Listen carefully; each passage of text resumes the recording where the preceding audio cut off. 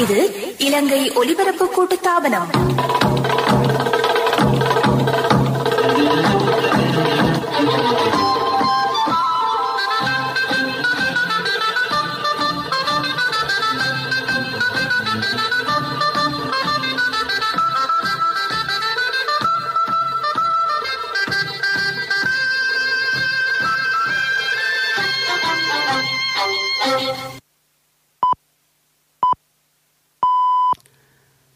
நேரம் 12:45.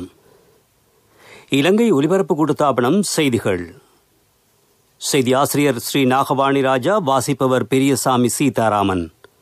முதலில் தலைப்புச் செய்திகள். அரசு சேவையில் காணப்படும் குறைபாடுகளை தீர்க்க புதிய பொறிமுறை.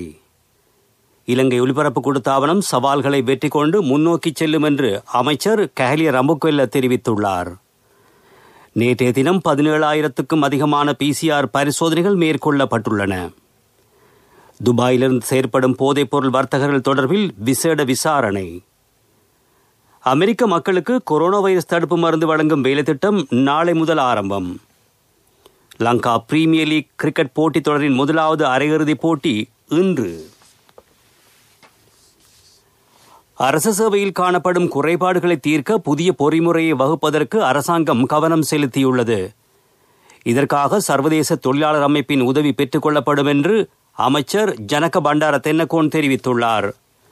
இந்த பொறிமுறையை அமைப்பதற்காக அமைச்சரவை பத்திரம் தாக்கல் செய்யப்பட்ட நிலையில் அதற்கு அனுமதி கிடைத்திருப்பதாகவும் அமைச்சர் ஜனக பண்டார தென்னகோன் குறிப்பிட்டார். இலங்கை ஒலிபரப்பு கூட்டுத்தாபனம் சவால்களை வெற்றி கொண்டு முன்னோக்கி செல்லும் என்று அமைச்சர் கஹலிய ரம்புக்வெல்ல தெரிவித்துள்ளார். இலங்கை வானொலியின் வளங்களை ஒன்றிணைத்து வலுவான பயணத்தை முன்னோக்கி கொண்டு செல்வதற்கான வேலைத்திட்டம் வகுக்கப்படுவதாகவும் அமைச்சர் கஹலிய ரம்புக்வெல்ல குறிப்பிட்டார். இதேவேளை தேசிய வானொலியின் 95வது ஆண்டு நிறைவை முன்னிட்டு பல சமய நிகழ்ச்சிகள் ஏற்பாடாகியுள்ளன. சிங்கள தேசிய சேவையில் விசேட தர்ம போதனை நிகழ்ச்சி தொடர் ஒலிபரப்பாகிறது. இந்த நிகழ்ச்சி எதிர்வரும் புதன்கிழமை தொடர்ந்து நடைபெறும். இதில் தலை சிறந்த பௌத்த குருமார்கள் அறநெறியை போதிப்பார்கள். தேசிய வானொலியின் 95வது ஆண்டு நிறைவை முன்னிட்டு கண்டி தலதா மாளிகையில் ஆசி கோரும் சமய நிகழ்ச்சி ஏற்பாடு செய்யப்பட்டிருந்தது. இந்த நிகழ்ச்சி முற்பகல் இடம்பெற்றது. அமைச்சர் கஹலிய ரம்புக்வெல்லவும் கலந்து கொண்டார். கண்டியில் சர்வமத நிகழ்ச்சியொன்றும் ஏற்பாடாகியிருந்தது. இதில் இலங்கை ஒலிபரப்பு கூட்டுத்தாபனத்தின் தலைவர் விசாரத ஜகத் விக்ரமசிங்க, பணிப்பாளர் நாயகம் சந்திரபால லியனகி ஆகியோரும் பங்கேற்றார்கள். நாட்டில் நேற்று மாத்திரம் 760 பேருக்கு கொரோனா வைரஸ் தொற்று உறுதி செய்யப்பட்டுள்ளது. அதன்படி நாட்டில் மொத்த தொற்றாளர்களின் எண்ணிக்கை 32,135 அதிகரித்துள்ளதாக இராணுவ தளபதி லெப்டினன்ட் ஜெனரல் ஷவேந்திர சில்வா தெரிவித்துள்ளார். இதேவேளை கொரோனா தொற்றிலிருந்து குணமடைந்து நேற்று 473 பேர் வீடு திரும்பிய நிலையில் இதுவரை 23,304 பேர் தொற்றிலிருந்து குணமடைந்துள்ளனர். இந்த நிலையில் தற்போது 8,684 பேர் மருத்துவமனைகளில் சிகிச்சை பெற்று வருகின்றனர். 485 பேர் கொரோனா தொற்று சந்தேகத்தில் மருத்துவ கண்காணிப்பில் வைக்கப்பட்டுள்ளனர். இதேவேளை நேற்று COVID-19 நோயால் 2 உயிரிழந்தனர் என்று தகவல் திணைக்களம் அறிவித்துள்ளது. இதன் மூலம் நாட்டில் COVID-19 நோயால் உயிரிழந்தோர் எண்ணிக்கை 149 உயர்ந்துள்ளது.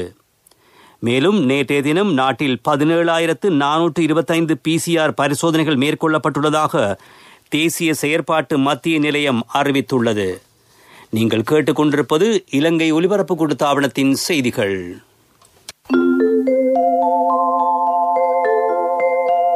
உங்களது வேறு கிரெடிட் கார்டு நிலுவைகளை பீப்பிள்ஸ் பேங்க் கிரெடிட் கார்டுக்கு மாற்றி குறைந்த வட்டியில் இலகுவில் செலுத்துங்கள்.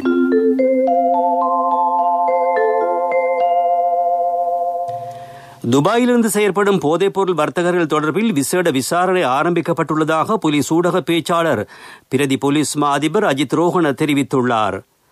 இதனுடன் தொடர்புடைய 3 சந்தேக நபர்கள் நேற்று கைது செய்யப்பட்டுள்ளனர். அவர்களில் ஒரு பெண்ணும் அடங்கியுள்ளார். இவர்களிடமிருந்து தொடர்ந்து விசாரணைகள் மேற்கொள்ளப்பட்டு வருகின்றன.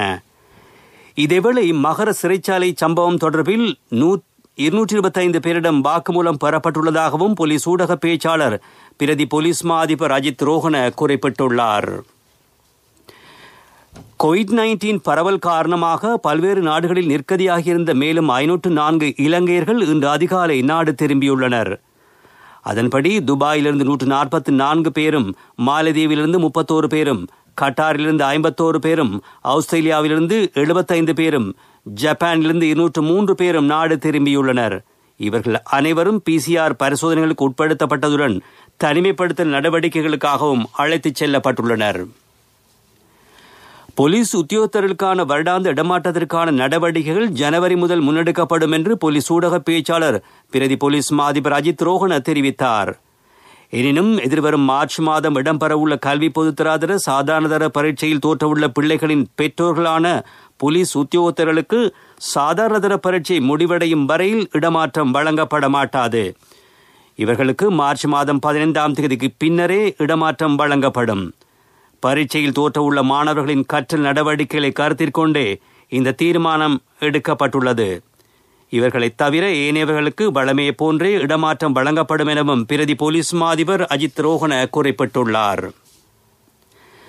வடக்கு கிழக்கு மாகாணங்களில் குடிநீர் மற்றும் நிரந்தர வீடுகளை பெற்று குறைந்த செலவில் மக்களுக்கு வழங்கும் அரசாங்கத்தின் திட்டங்கள் பயனுறுதி மிக்கவையாகும் என தேசிய போலீஸ் ஆணைக்குழுவின் உறுப்பினர் தம்பையா பழனிவேல் பரமேஸ்வரன் தெரிவித்துள்ளார். இளம் தொழில் முயற்சியாளர்களை உருவாக்குவதற்கான துரித முயற்சி பயனளிக்கும் செயற்திட்டமாக கருத வேண்டியுள்ளது எனவும் அவர் குறிப்பிட்டார். இலங்கை ஒலிபரப்பு கூட்டுத்தாபனத்தின் தமிழ் சேவை ஒலிபரப்பான விடியும் வேளை நிகழ்ச்சியில் கலந்து கொண்டு கருத்து வெளியிடுகையில் போலீஸ் ஆணைக்குழுவின் உறுப்பினர் தம்பையா பழனிவேல் பரமேஸ்வரன் இதனை குறிப்பிட்டார். ஸ்ரீ வித்யா குருகுலத்திற்கான நிரந்தர கட்டடம் அமைக்கப்பட்டு அந்தன சிறுவர்களுக்கான சிவாச்சாரியர்களுக்கான ஆகம கல்வியை தொடர்வதற்கு நடவடிக்கை மேற்கொள்ளப்பட்டுள்ளது. அமைச்சர் டக்ளஸ் தேவானந்தாவின் முயற்சியினால் குருகுலத்திற்கான நிரந்தர கட்டிடத்தினை அமைப்பதற்கான காணி கிளிநொச்சியில் கிடைத்துள்ளதாக சர்வதேச இந்து மத பீடத்தின் செயலாளர் சிவஸ்ரீ பாபு சர்மா ராமச்சந்திர குருக்கள் தெரிவித்துள்ளார். கடந்த 2001ஆம் ஆண்டு அமைச்சர் டக்ளஸ் தேவானந்தாவின் அனுசரணையுடன் அந்தன சிவாச்சாரிகளுக்கு ஆகம கல்வியை போதிப்பதற்காக கொழும்பு முகத்துவாரம் ஸ்ரீ சர்வார்த்த சித்தி விநாயகர் ஆலய வளாகத்தில் ஸ்ரீ வித்யா குருகுலம் ஆரம்பிக்கப்பட்டிருந்தது. குறித்த குருகுலத்தில் சுமார் 50க்கும் மேற்பட்ட அந்தணர்கள் கல்வி கற்று தற்போது ஆகம பணிகளை மேற்கொண்டு வருகின்ற நிலையில் தற்போது நிரந்தர கட்டடம் அமைப்பதற்கான காணி அமைச்சர் டக்ளஸ் தேவானந்தாவின் முயற்சியினால் கிடைத்திருக்கின்றமை மகிழ்ச்சி அளிக்கிறது எனவும் ஸ்ரீ சிவஸ்ரீ பாபு சர்மா ராமச்சந்திர குருக்கள் தெரிவித்துள்ளார். முகக்கவசம் அணிய தவறிய மற்றும் சுகாதார ஆலோசனைகளை பின்பற்ற தவறிய குற்றச்சாட்டுக்காக கடந்த 24 மணி நேரத்தில் 60 பேர் கைது செய்யப்பட்டுள்ளனர். 9 போலீஸ் பிரிவுகளிலும் 25 கிராம சேவகர் பிரிவுகளிலும் அமல்படுத்தப்பட்டுள்ள தனிமைப்படுத்தல் ஊரடங்கு உத்தரவானது தொடர்ந்தும் அமலில் இருக்கும் என போலீஸ் ஊடகப் பிரிவு தெரிவித்துள்ளது. எனவே எடுக்கப்பட்ட முன்னெச்சரிக்கைகள் குறித்து பொது சுகாதார பரிசோதகர்களோடு ஒத்துழைப்பு வழங்குமாறும் போலீசார் கேட்டுக் கொண்டுள்ளனர். உங்களது வேறு கிரெடிட் கார்டு நிலுவைகளை பீப்பிள்ஸ் பேங்க் கிரெடிட் கார்டுக்கு மாற்றி குறைந்த வட்டியில் மாதாந்த தவணை கொடுப்பனவாக இலகுவில் செலுத்துங்கள். மேலதிக தகவல்களுக்கு peoplesbank.lk இணையத்தை நாடுங்கள்.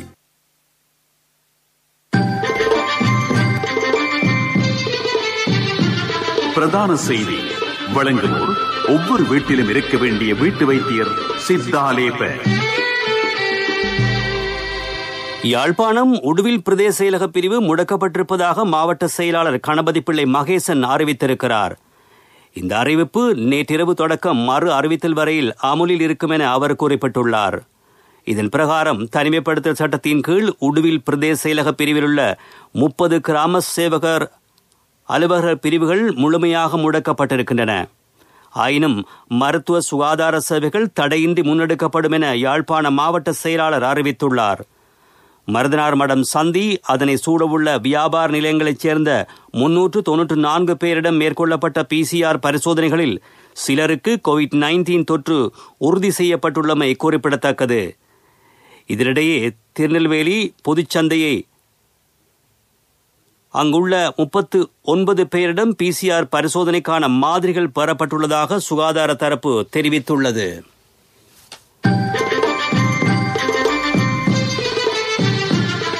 பிரதான செய்தி வழங்கியோர் ஒவ்வொரு வீட்டிலும் இருக்க வேண்டிய வீட்டு வைத்தியர் சித்தாலேபன். உங்கள் கவனத்திற்கு. மக்கள் அனைவரும் பண்டிகைகளை தமது குடும்பத்தாருடன் வீடுகளிலேயே கொண்டாட வேண்டும் என்று பிரதி போலீஸ் மா அதிபர் போலீஸ் ஊடக பேச்சாளர் அஜித் ரோஹன கோரிக்கை விடுத்துள்ளார். இந்த மாதம் பண்டிகை காலம் என்ற போதிலும் கோவிட் அச்சுறுத்தலை கவனத்திற்கொண்டு பண்டிகைக்கு தேவையான பொருட்களை கொள்வனவு செய்ய செல்லும் போது, கொண்டாட்டங்களை ஒழுங்கு செய்யும் போதும் தனிமைப்படுத்தல் சட்ட விதிகளை பின்பற்ற வேண்டியது அவசியமாகும். எனினும் வைரஸ் பரவல் இன்னும் கட்டுப்பாட்டுக்குள் கொண்டுவரப்படாததால் பொதுமக்கள் அனைவரும் அவரவர் இல்லங்களிலேயே சுகாதார விதிகளை கடைபிடித்து பண்டிகைகளை கொண்டாடுவது பாதுகாப்பானது.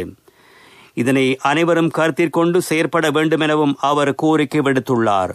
இது உங்கள் கவனத்திற்கு. உலகச் செய்திகள். அமெரிக்க மக்களுக்கு கொரோனா வைரஸ் தடுப்பு மருந்து வழங்கும் வேலைத்திட்டம் நாளை முதல் ஆரம்பமாவதாக அறிவிக்கப்பட்டுள்ளது. கொரோனா வைரஸ் தொற்று காரணமாக அதிகம் பாதிக்கப்பட்ட நாடுகள் பட்டியலில் அமெரிக்கா முன்னிலையில் உள்ளது. அமெரிக்காவில் இதுவரையில் 1,65,49,366 பேர் தொற்றின் காரணமாக பாதிக்கப்பட்டுள்ளமையும் குறிப்பிடத்தக்கது. இந்தியாவில் கொரோனா வைரஸ் தொற்றில் இருந்து குணமடைந்தோர் சதவீதம் 94.93 ஆக உயர்ந்துள்ளது என்று வெளிநாட்டு ஊடகங்கள் செய்தி வெளியிட்டுள்ளன. இதுகுறித்து மத்திய சுகாதாரத்துறை அமைச்சு வெளியிட்டுள்ள அறிக்கையில், இந்தியாவில் கடந்த 24 மணி நேரத்தில் புதிதாக 30,354 பேருக்கு கொரோனா தொற்று உறுதி செய்யப்பட்டுள்ளது. இதனால் மொத்த கொரோனா பாதிப்பு எண்ணிக்கை 98,57,380 அதிகரித்திருக்கிறது.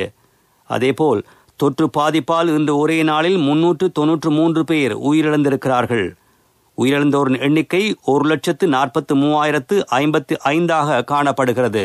உலகச் செய்திகள் கேட்டீர்கள். அபிவிருத்தி செய்திகள். ஜனாதிபதி கோட்டாபய ராஜபக்சவின் எண்ணக்கருவில் உதித்த சுபீட்சத்தின் தொலைநோக்கு கொள்கை பிரகடனத்தில் முன்மொழியப்பட்ட சுபீட்சமான கிராமம் என்ற வேலைத்திட்டம் கம்பஹா மாவட்டத்தில் அமுலாகிறது. இங்கு 1177 கிராம உத்தியோகத்தர் பிரிவுகளில் திட்டம் அமுலாகும் என கம்பஹா மாவட்ட செயற்திட்ட பணிப்பாளர் தெரிவித்துள்ளார். இவற்றில் 1740 திட்டங்கள் பூர்த்தியாகியுள்ளன. இவற்றிற்கு 235 கோடி ரூபாய் செலவிடப்பட உள்ளது. அபிவிருத்தி செய்தி கேட்டீர்கள். விளையாட்டுச் செய்திகள்.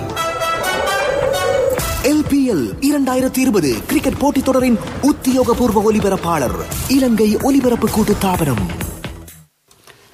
லங்கா பிரீமியர் லீக் கிரிக்கெட் சுற்றுத்தொடரின் முதலாவது அரையிறுதிப் போட்டி இன்று இடம்பெற உள்ளது. இன்றிரவு 7 மணிக்கு ஹம்பாந்தோட்ட மஹிந்த ராஜபக்ச சர்வதேச மைதானத்தில் இடம்பெற உள்ள இந்த போட்டியில் கொலம்போ கிங்ஸ் அணியும் கால் கிளேடியேட்டர்ஸ் அணியும் மோதுகின்றன. கொலம்போ கிங்ஸ் அணிக்கு ஆஞ்சலோ மேத்யூஸும் கால் கிளேடியேட்டர்ஸ் அணிக்கு பானுக ராஜபக்சவும் தலைமை தாங்குகிறார்கள். 8 போட்டிகளில் விளையாடிய கொலம்போ கிங்ஸ் அணி 6 போட்டிகளில் வெற்றி ஈட்டியுள்ளது. கால் கிளேடியேட்டர்ஸ் அணி 2 போட்டிகள் மாத்திரமே வென்றது. விளையாட்டுச் செய்தி கேட்டீர்கள். வர்த்தக செய்தி. படைப்புழு தாக்கத்தின் மூலம் சோளச் செய்கைக்கு மீண்டும் பாதிப்பு ஏற்பட்டுள்ளதாக விவசாயிகள் ஆதங்கப்படுகின்றார்கள். அனுராதபுரம் மாவட்டத்தின் பலுகாஸ்வேவ பிரதேச செயலாளர் பிரிவுக்குட்பட்ட பல கிராமங்களில் சோள பயிர்ச்செய்கைக்கு தாக்கம் ஏற்பட்டுள்ளது. இது பற்றி விவசாய அதிகாரிகள் கவனம் செலுத்த வேண்டும் என்பது கோரிக்கையாகும். இல்லாவிட்டால் தாம் பெரும் பாதிப்பை எதிர்கொள்ள நேரிடும் என விவசாயிகள் கூறுகின்றனர். வர்த்தக செய்தி கேட்டீர்கள். பொருளாதார செய்திகள். அனுசரணை. அண்ணா 31க்கு நீங்க மகளுக்கு தங்கம் வாங்குவீங்கன்னு நான் எதிர்பார்க்க இல்ல. எந்த தங்கத்துக்கு தங்கம் கொடுக்க முடிஞ்சது எந்த LOLC கிரெடிட் கார்டு இருந்ததால. LOLC ஃபைனான்ஸ் கடன் அட்டை உங்களை மேலும் உயர்த்திட. ஆசிய அபிவிருத்தி வங்கி கோவிட்-19 தடுப்பு மருந்தை விநியோகிப்பதற்கான முன்முயற்சி ஒன்றை ஆரம்பித்துள்ளது. வங்கியில் அங்கம் வைக்கும் வளர்முக நாடுகளுக்கு விரைவாகவும் நியாயமான அடிப்படையிலும் தடுப்பு மருந்து கிடைப்பதை உறுதி செய்வது இதன் நோக்கமாகும். இதற்காக $9 பில்லியன் மதிப்புள்ள முன்முயற்சி ஆரம்பிக்கப்படுவதாக ஆசிய அபிவிருத்தி வங்கியின் தலைவர் தெரிவித்துள்ளார். பொருளாதார செய்தி கேட்டீர்கள். என் கணவன் எனக்கு தந்த மோதிரம் தான் என் வாழ்க்கை. எல்ஓஎல்சிக்கும் உங்களோட தங்கம் உயிரை போன்றது. உங்களோட தங்கம் எங்கள்கிட்ட இருக்கிற வரைக்கும் உங்களுக்கு ஆயுள் காப்புறுதி தருவது நாங்க மட்டும்தான். நேரத்துக்கு தவணை செலுத்த முடியாம போனா உங்களோட தங்கத்தை உங்களுக்கு திருப்பி தருவதுதான் எங்கட நோக்கம். உங்களால தவணையை நேரத்துக்கு செலுத்த முடியாம போனா அதுக்கு தீர்வும் நாங்க தருவோம். நான் எதிர்பார்த்த தொகையை விட அதிகம் கிடைச்சதும் இல்லாம வேலையும் சுலபமா முடிஞ்சு எனக்கு மதிப்புமிக்க பரிசும் கிடைச்சது. எல்ஓஎல்சியிடம் இருந்த பெரும் சேவை தங்கத்துக்கு நிகரானது. எல்ஓஎல்சி ஃபைனான்ஸ் ரன்சவிரண்ய சேவை. தங்கம் காலநிலை அறிக்கை. நாட்டின் பெரும்பாலான பிரதேசங்களில் சீரான வானிலை நிலவும் என எதிர்பார்க்கப்படுவதாக வளிமண்டலவியல் திணைக்களம் குறிப்பிட்டுள்ளது. எனினும் சப்ரகமோ மற்றும் மத்திய மாகாணங்களிலும் களுத்துறை, காலி, மாத்தறை ஆகிய மாவட்டங்களிலும் சில இடங்களில் பிற்பகல் 2 மணிக்கு பின்னர் மழையோ அல்லது இடியுடன் கூடிய மழையோ பெய்யக்கூடிய சாத்தியம் காணப்படுகின்றது. மேற்கு சப்ரகமோ மற்றும் ஊவா மாகாணங்களில் காலை வேளையில் பனிமூட்டமான நிலை எதிர்பார்க்கப்படுவதாகவும் திணைக்களம் விடுத்துள்ள வானிலை அறிக்கையில் தெரிவிக்கப்பட்டுள்ளது. காலநிலை அறிக்கை கேட்டீர்கள். இனி மீண்டும் தலைப்புச் செய்திகள். அரசு சேவையில் காணப்படும் குறைபாடுகளை தீர்க்க புதிய பொறிமுறை. இலங்கை ஒலிபரப்பு கூட்டுத்தாபனம் சவால்களை வெற்றி கொண்டு முன்னோக்கி செல்லும் என்று அமைச்சர் கேலிய ரம்புக்வெல்ல தெரிவித்துள்ளார்.